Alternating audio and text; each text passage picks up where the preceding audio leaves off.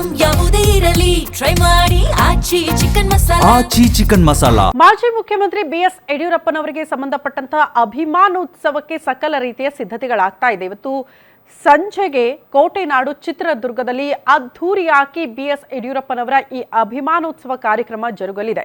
ಚಿತ್ರದುರ್ಗದ ಮಾದರಚನೆಯ ಮಠದ ಬಳಿ ಸಮಾವೇಶ ಹಮ್ಮಿಕೊಳ್ಳಲಾಗಿದ್ದು ರಾಜ್ಯದ ಮೂಲೆ ಮೂಲೆಯಿಂದಲೂ ಕೂಡ 10 ಲಕ್ಷ ಜನ ಸೇರುವ ನಿರೀಕ್ಷೆ ಇದೆಯಂತೆ.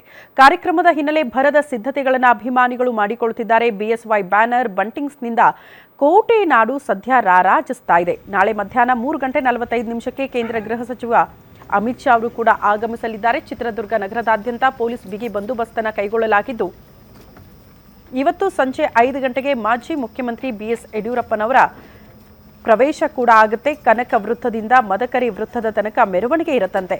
ಮೆರವಣಿಗೆಯಲ್ಲಿ ವಿವಿಧ ಕಲಾ ತಂಡ ಟ್ಯಾಬ್ಲೋ ಕೂಡ ಭಾಗಿಯಾಗಲಿದ್ದು ಪೂರ್ಣಕುಂಭ ಹಾಗೂ ರೈತರಿಂದ ನೇಗಿಲು ಹಿಡಿದು ಸ್ವಾಗತವನ್ನ ಮಾಡಿಕೊಳ್ಳಲಾಗುತ್ತೆ. BSY ಅಭಿಮಾನೋತ್ಸವದ ಹಿನ್ನೆಲೆ ಅತಿ ಹೆಚ್ಚಿನ ಭದ್ರತೆಯನ್ನು ಒದಗಿಸಲಾಗಿದೆ.